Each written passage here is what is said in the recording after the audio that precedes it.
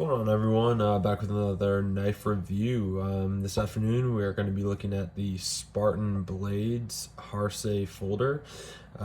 This one's actually a DLT trading exclusive, so the fir trees on here as well as the pocket clip, one of their exclusives from 2021.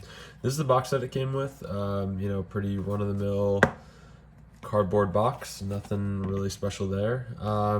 Before we get started, I wanted to go through a couple comparisons for this one.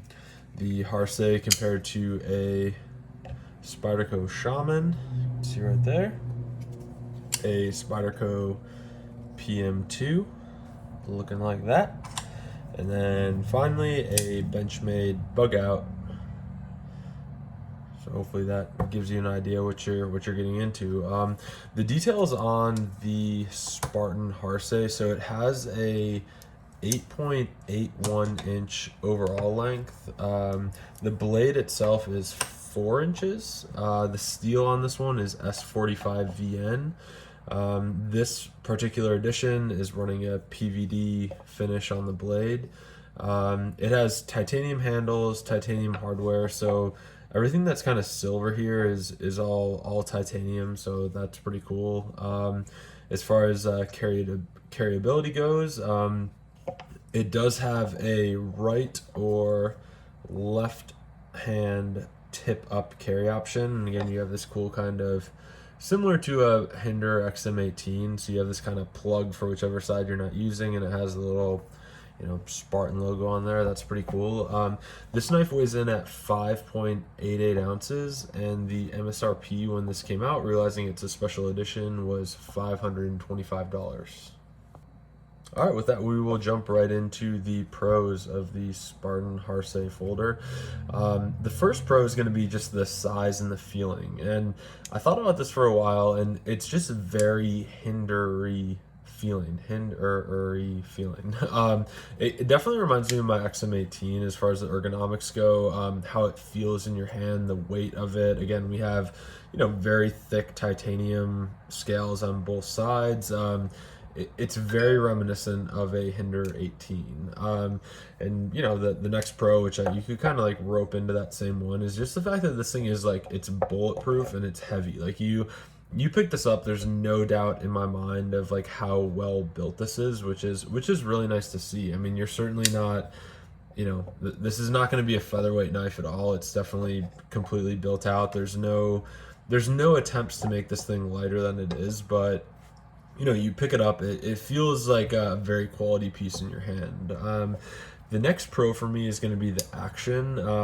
Realizing that the lock bar on here is not chamfered, the blade stock that this is made out of is so thick that I really don't have a gripe about it. It doesn't feel, it's not like the Medford Slim Midi that kind of tore up my thumb when I was trying to actuate it.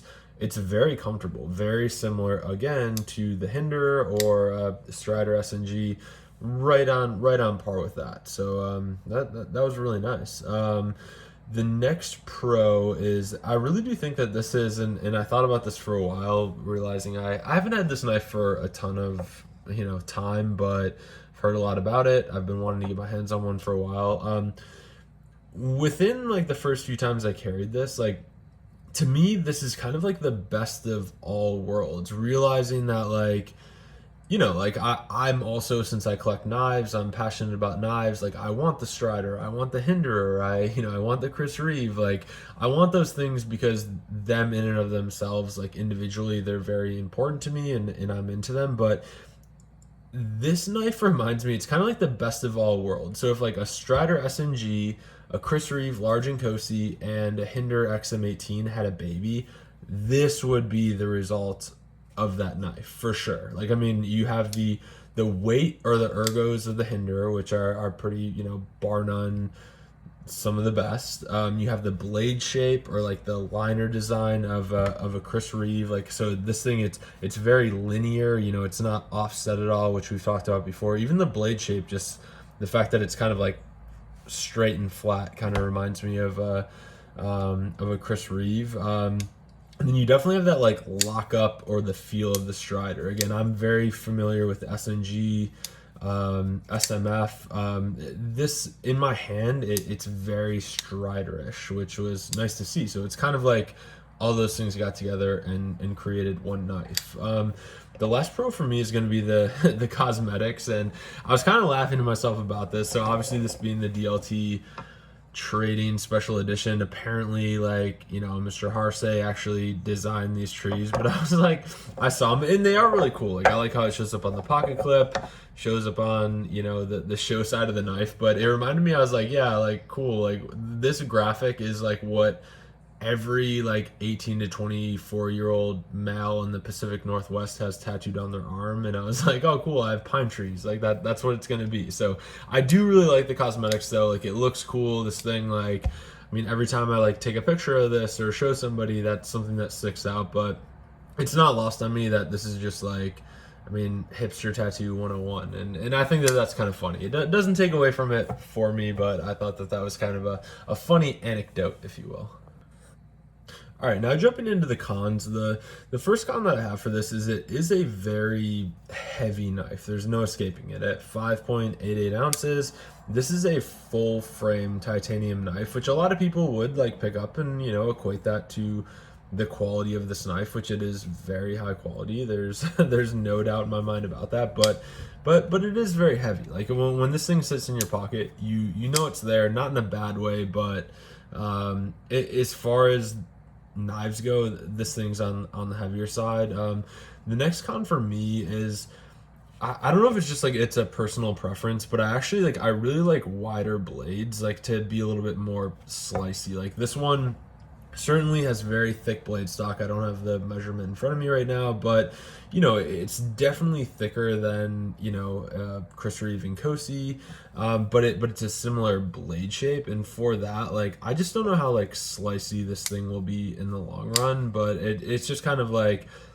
I really do like, I like my Striders. I'm not a huge fan of my XM18 that I have with like the Spanto blade on it. So I definitely, like, don't get me wrong, like, I like this better than the Spanto on my XM18, but it is still just like very long and kind of thin to me. Like, I would like it to be wider, and I feel like I'd like it a lot more. But you know, looking at what Harsey, like the collaborations he's done, like one of them being, which still trying to get my hands on one, but haven't seen one on eBay that was less than, you know, $300 or $400. But you know, Harsey also did a collaboration with Lone Wolf, which I'm kind of a closet fan of, which I ended up picking up another Lone Wolf knife that I have to get to reviewing here. But you know, this seems to be the general design of his knives, and not to say that, you know, they're not lacking in anything. Like, I don't want to take away from it, but I do like wider knife blades. Like, this one's a little bit too linear, a little bit too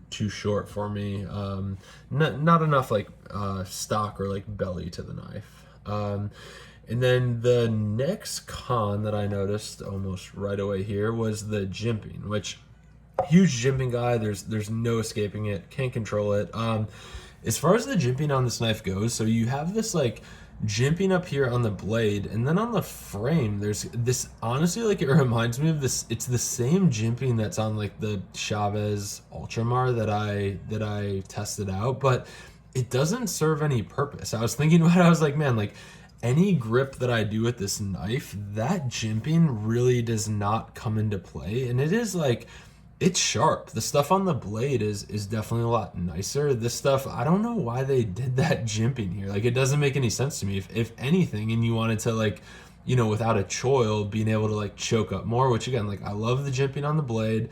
It has a really nice like thumb ramp, like lets you know you're locked in. But this stuff back here, I don't know when you would actually use this jimping back here. I kind of just, I was scratching my head about that. So, you know, maybe some people with smaller hands, whatever, like, that works for them. But for me, I was definitely, that was a question mark. Like, a lot of times when you get, you know, into these knives that are $400 or $500, everything that's on them is kind of purpose built. But this jimping back here has me scratching my head a little bit. The last con, based on my experience with the Spartan Blades Harsey Folder, is actually in the lock bar. So realizing that a lot of times, like, for instance, the Strider, they'll kind of, you know, scoop out, even the McNees that I have, they'll scoop out some of the material under the pocket clip.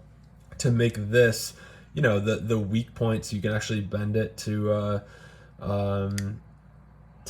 undo the lock on the knife. But with this one, they went inside the frame to do it, and I don't know if you can see it, but like they have this jimping here. This is really, I don't know if you can hear that. That's really sharp right there. And I was just kind of like, man, like, why not do it kind of like everybody else does, since like that material or like what you take out, it's already going to be under the pocket clip, so it's not going to be of any consequence. But I just thought it was weird they took that out from like the internal part of the frame, and it looks a little bit unfinished to me. Like, again, realizing why they did it, totally get it, not trying to argue that at all. But it's not chamfered or anything. They just literally scooped that out and left it, and they said, hey, I really hope you don't cut your hands on it. So that was an interesting, not, I guess, con, but just kind of a design question mark from my standpoint. All right, so that concludes my review of the Spartan Blades Harsey Folder. All in all, like, I mean, a lot of times when I make these videos, I'll try to be like, if you had one knife, could this be your only EDC knife? And I think like this really could be. It has all of the salient characteristics of the Hinder, the Chris Reeve, the Strider that I have grown to love. I mean, from my standpoint though, like I like to have those three kind of in and of themselves. But this one, like if you were looking for one knife, the Spartan Blades Harsey Folder, it meets the mail. Like, and I mean, good for them for getting together with Harsey to make this thing. Honestly, yeah, to be completely honest with you, like it's really nice to see a predominant fixed blade company come out with a folder that you're like, wow, they did their research on this. They made sure they didn't jack it up. Like, they did a great job with this knife, and I can't say enough good things. So I think like, where does this fall in my collection? I think it's one of those knives that people, finding out that I'm like reviewing or testing knives, like, oh, but have you seen the Spartan, Harsey Folder? And like, I just wanted to be like, yes, I have. Here's my review of it. I don't know how much I'll carry this one, to be honest with you. And like, I actually want to make a video here coming up of like, what knives do I own multiple versions of, which like to me, that's more telling of what I'm going to carry on a day-to-day basis. But it's a super familiar design. It reminds me, like the action reminds me of a Strider, the blade shape reminds me of certainly a Chris Reeve, and then the build up or the makeup of it reminds me of a Hinder XM18. So definitely check this out. I'm not saying you have to get this crazy fur edition. Again, we're not trying to get forearm tattoos of fir trees like everybody else in Seattle. But no, I really do enjoy this knife. I think I'm going to hold on to it. When I got it, this was one of like the coolest knives to unbox. Like there's been very few knives that I've gotten in the last like, a couple of years that when I unboxed it, I'm like, wow, this thing, like, okay, I need to spend some time with this thing. And it's been really cool. So I probably will hold on to it. And yeah, any questions, comments, concerns, please throw them in the comments, and we'll see you next time. Thanks for tuning in.